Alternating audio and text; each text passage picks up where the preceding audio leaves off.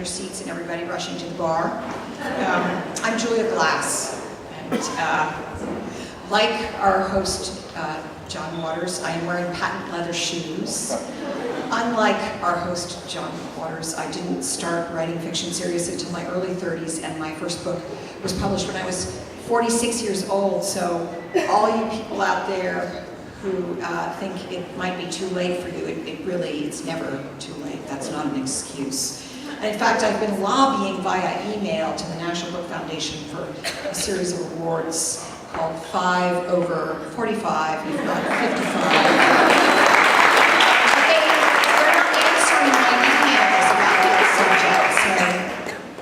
So anyway, I'm thrilled to have been asked to be one of the choosers tonight. I actually did not deliberately choose to read Mary Beth Keane's beautiful novel, The Walking People. It came to me in a blizzard of books when I was one of 3 judges for a book prize. Those of you who've judged book prizes know that it is simultaneously a thrilling and dreadful experience. Because while you're very excited about finding the books you know you'll find that galvanize you as a reader that you might never have come across, and you can't wait to be able to trumpet those books to other readers who might never have gotten to read them, you also know that by the time you're finished with the process, you will be cranky, exhausted, and wonder what the hell you were thinking to say that you would do that. And the other thing I found is that I knew full well the biases that I carried with me that made me anything but impartial in that process. So within the first few pages of The Walking People, I understood that it was going to be a book about a book involving Irish immigrants to America. And I'm going to confess to you that my heart sank. At the moment, I happen to be kind of weary of reading immigrant stories, and quite belatedly, I had just finished reading Angela's Ashes. And once you've read Angela's Ashes, you sort of think, well, there's sort of nothing more to be said about that experience. But here's the thing, I had promised myself that I would read at least 50 pages of every book that it was my responsibility to read as one of those judges. So I happened to be leaving to go on driving on an overnight trip to New Hampshire to give a book talk, and I took The Walking People with me. And the next morning after my book talk, when I got up, I didn't want to drive in rush hour traffic, so I ate my breakfast and I thought, I'll read for about an hour until 9 o'clock. So I went to my hotel room and I resumed reading The Walking People. And I am not kidding you when I say that I looked up and it was 11:15. And I realized that not only had I completely lost myself in the world of this book, but I might be about to be charged for another night in the hotel that my host would not cover. Fortunately, they were merciful to me. So, what happened after that was I drove home and I absolutely could not wait to resume reading the book.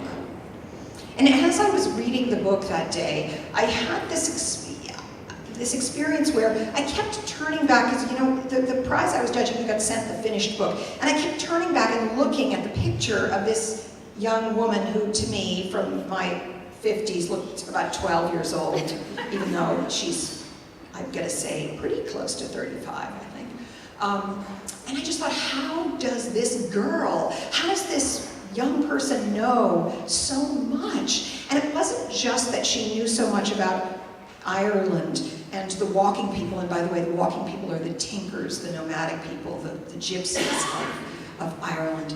But she knew about the sandhogs of New York, these men who work beneath the streets of New York to build the infrastructure of the water tunnels. And she knew about what it was like to be a Bloomingdale's shop girl in the 1960s and 70s. Those things were amazing, and they were they just came out quite naturally in the book. But the truly amazing thing about this book is that Mary Beth Keane knows not just about the conflicts of the heart during childhood and adolescence and sexual awakening, but long-term marriages and the kind of compromises that people make over a lifetime of doing work that that that isn't work they're passionate about. She knows also about love and parenthood and the mental dwindlings of old age. This book, The Walking People, takes place across 50 years, 2 continents, and 3 different cultures. One of my favorite quotes about fiction writing comes from Carol Shields, and it's something she wrote in her last novel, Unless, and this is the quote. "A novel is, in the crudest of terms, a story about the destiny of a child. The Walking People is, amazingly enough, the story of the destiny of 3 children and how they intertwine." And not only is it an ambitious novel, but it's a very moving novel. It's obviously a very absorbing novel.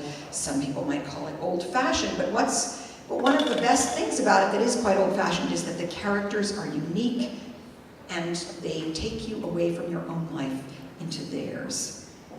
Like all novels meant to last, it holds up a mirror to any reader with a heart and a soul. It's a true story, a wise story, and beyond anything else, it's just a really good story. Please welcome Mary Beth Keane. Thank you, Julie. Thank you to the National Book Foundation. Thank you also for confirming all my fears were well placed when I decided to write an Irish-American immigration novel. My friend and trusted reader said, "Oh, Jesus," when I told her. It all turned out okay, I guess. Thank you also to my mom, who's not here, but who is watching my babies tonight, so I can be in New York for 3 days. I'm going to read from the prologue of the book, which I've never read from before. Some things you need to know. It takes place in 2007. It's in a New York City water tunnel. The characters are sandhogs. Michael, the main character, he's a sandhog. It's his last day on the job. And he's expecting potentially a surprise party from his coworkers. His wife put the idea in his head. With 10 minutes to go, Michael was at the check-in board, flipping the tag under his name so it was red side out.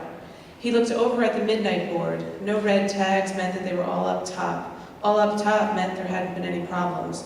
There were 3 others from Michael's shift already in the steel cage, including Ned Powers, a sandhog for 29 years and Michael's closest friend.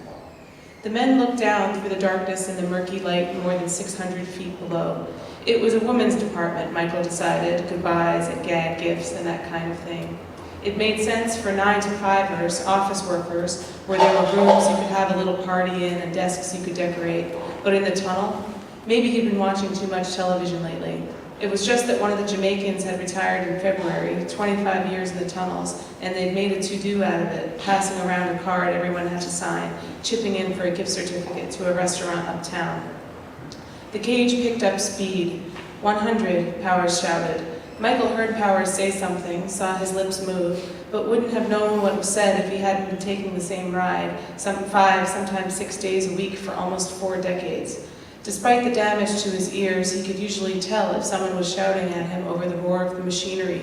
Human voices were weak compared with so many other sounds, but often when someone yelled over the machines, there was something in the pitch, some quality added to the noise that did not quite fit and that made him look up. Other men had made the same discovery and no one could explain it. Down below, when the machines were off, the men's shouts ricocheted inside the tunnel, hitting the dead end and bouncing right back like a rubber ball thrown hard against a wall. When the machines were on, the shaker, the mold, the muck train, the conveyor belts, the pumps, the fans, they filled the tunnel with sound in a way that felt almost physical, and was physical, actually, when the ground began to tremble. 200, Powers called after another 30 seconds. What little daylight had begun to creep in at street level disappeared entirely. At 400 feet, the dim light at the bottom of the hole became brighter, though it remained hazy, as if Michael were looking at it through the oily gauze left on his car windshield after a rainy commute, truck after truck, kicking up grit and greasy puddles from the road. At 550, they were nearly there. At 625 feet, the cage came to a stop. As always, the journey had taken just over 3 minutes. The exposed bedrock wept constantly, big wet tears that fell in heavy drops or streamed down the rock face in rivers. The air was dense with moisture and dust. The thermometer read 55 degrees. The men stepped out of the cage and walked the last 20 feet down the wet aluminum staircase, single file, each making sure to hold tight to the railing. The men left their plastic lunch bags and mini coolers on the damp and mold-freckled picnic table that had been lowered into the hole 6 years before. They boarded the mining train, a single car, no doors, no roof, like a ride you might see in the littlest kids' part of an amusement park, that would take them to the dead end 2 miles away. As Michael took his seat, he reminded himself that it was his last trip to the end of the tunnel. It didn't feel like his last time, it felt like every other time. No better, no worse. As the train began to move, he saw that someone had used the chalk meant to mark drilling points to draw a huge yellow sun on a dry section of the rock face. Drawing on the rock was common, and if you picked a good spot, it might last for days before being erased by the constant dripping and the wet air. Farther down the tunnel were more drawings, a shamrock, the flag of the Dominican Republic, a series of stick figures. Strung along the mesh wire that covered the sides of the tunnel was the occasional light bulb. As one bulb flickered and then went out, Michael thought about his first day and how he thought he'd last just a few weeks. The job was in the Bronx then, in Woodlawn. It was good money, he and Greta kept reminding each other at the time, but the money meant far less when he went down the shaft for the first time and realized he'd have to arrive in the dark, work in the dark, eat in the dark, finish his day in the dark, drive home in the dark. And when he arrived home, he was too tired for supper, too tired to talk, too tired to touch Greta for weeks at a time, or even to sense her body curled up next to him all night long, until the alarm went off again and he discovered her behind him, the small spoon holding the big. Throughout his shift, Michael kept searching for some part of his day to feel different, kept waiting for a feeling to come over him as it had some others who were surprised to find themselves torn about leaving. As always, the mud below sucked him deeper, while the mud above kept dripping until it ran down the sides of his hard hat, down his cheeks, his neck, under the collar of his shirt. What was there to miss? Not the muck, these men insisted, not the work, but the strange life lived so many stories under the sidewalk, too deep and dark even for the city's rats.